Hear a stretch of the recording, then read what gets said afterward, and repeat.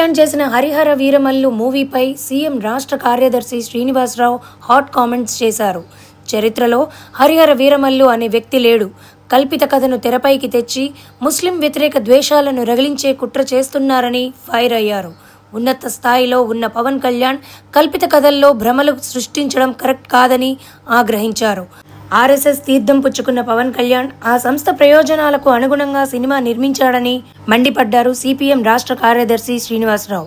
ఇక అటు competitive exams కి ప్రిపేర్ అయ్యే నిరుద్యోగులకు శుభవార్త అంటూ కొంతమంది పవన్ కళ్యాణ్ ఫ్యాన్స్ కామెంట్ చేస్తున్నారు.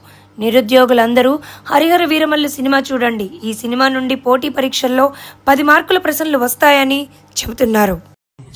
హరిహర వీరమల్లు సినిమా అదొక చారిత్రక ఘట్టం లాగా మొఘలుల మీద హరిహర వీరమల్లు పోరాడి కోహినూర్ వజ్రాన్ని తెచ్చినట్టుగా కథలుగా ఈరోజు ఆ సినిమా పేరుతో ప్రచారం జరుగుతున్నది. వాస్తవానికి చరిత్రలో హరిహర వీరమల్లు అనేవాడు లేడు.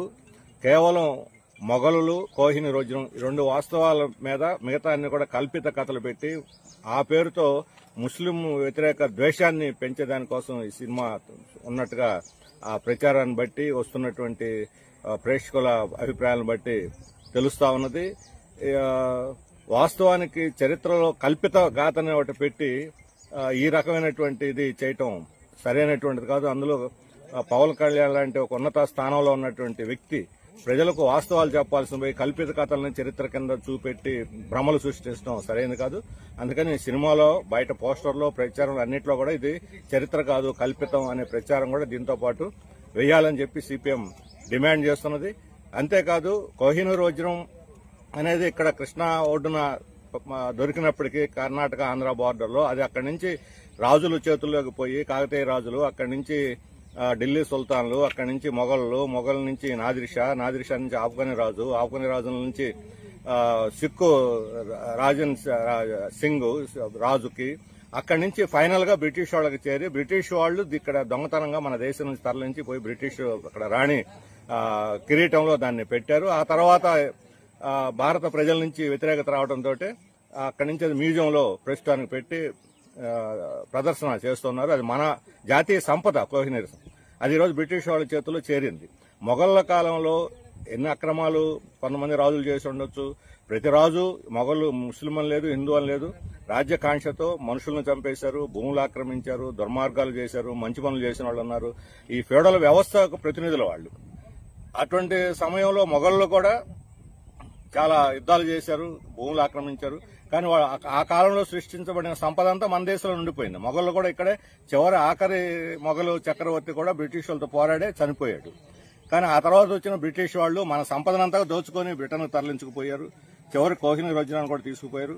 ఆ వాస్తవాన్ని ప్రజలకు చెప్పకుండా ఈయన పలుకుబడి పవన్ కళ్యాణ్ గారి పలుకుబడిని మోడీ దగ్గర ఉంది, కేంద్ర ప్రభుత్వం మీద ఉంది, హోమ్ మినిస్ట్రీలో ఉంది, దాన్ని ఉపయోగించి ఈరోజు కోహినూర్ వజ్రాన్ని భారతదేశానికి తిరిగి రప్పిస్తే లండన్ నుంచి బ్రిటిష్ వాళ్ళ చేతుల నుంచి విముక్తి చేసి మన దేశానికి రప్పిస్తే భారత ప్రతిష్ట ఇనుమడింపజేసిన వాళ్ళు అవుతారు. నిజమైన దేశభక్తి పరులు ఎవరైనా సరే ఆ వజ్రాన్ని వెనక్కి తీసుకురావడం ప్రయత్నం చేయాలి. ఆ వాస్తవం చెప్పకుండా మన దేశాన్ని దోచుకు తిన్నటువంటి బ్రిటిష్ వాళ్ళ ప్రస్తావన లేకుండా ఈ దేశానికి శత్రువులు ఎవరంటే ముస్లింలు, హిందూ ముస్లింల మధ్య వైషమ్యాలను పెంచేదానికోసం జరిగే ఏ ప్రయత్నాన్ని సరే ప్రజలు అనుమతించరు, స్వాగతించరు. అందులో ఆంధ్రప్రదేశ్ మత సామరస్యానికి పెట్టిన పేరు. ఇక్కడ ఆర్ఎస్ఎస్ మతం పుచ్చుకున్న పవన్ కళ్యాణ్ ఈరోజు 5 ఏళ్ల క్రితం సినిమా ప్రారంభించినప్పుడు కథ వేరు, మధ్యలో మొత్తం దాని డైరెక్షనే మారిపోయింది.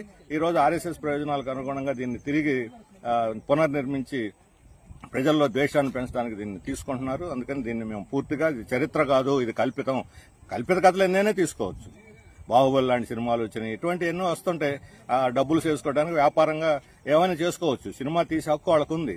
కానీ కల్పిత గాథని చరిత్రగా చెప్పి ప్రజల్ని తప్పుదారి పట్టించే హక్కు మాత్రం ఎవరికి లేదు. అందుకని ప్రతి ప్రచారంలో ప్రతి అడ్వర్టైజ్మెంట్లో కూడా ఇది చరిత్ర కాదు కల్పిత కథ అనేది వేయాలని చెప్పి మేము డిమాండ్ చేస్తున్నాం.